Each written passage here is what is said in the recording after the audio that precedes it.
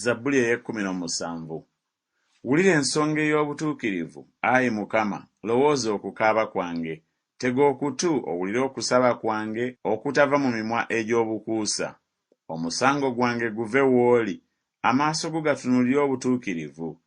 Wagezaako omutima gwange, wajja gye ndi ekiro, wankema n'otolaba kigambo, maliridde akamwa kange obutayonoonanga.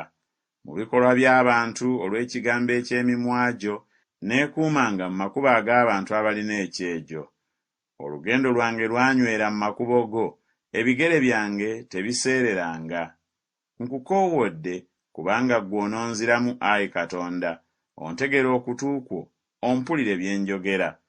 Laga ekisa kyo eky'ekitalo, gw'alokola abakwesiga, mu abo ababagolokokerako n'omukono gwo ogwa ddyo. Onkuume ng'emmunye ey'eriiso, onkise mu kisiikirize eky'ebiwawaatiro byo, mu babi abannyaga, mu balabe bange abaagala okunzita, abanzingiza.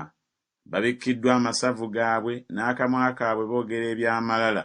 Kaakano batuzingizizza mu bigere byaffe, bakaliriza amaaso gaabwe okutusuula wansi. Afaanana ng'empologoma eyaayaanira omuyiggo gwayo, era ng'omwana gw'empologoma ogw'ekisa we guteegera. Golokoka, Ayi Mukama, omuyimirire mu maaso, omumegge wansi. Omponye emmeeme yange eri omubi n'ekitala kyo, eri abantu n'omukono gwo, Ayi Mukama, eri abantu ab'ensi, abalina omugabo gwabwe mu bulamu buno, n'olubuto lwabwe olujjuza obugagga bwo.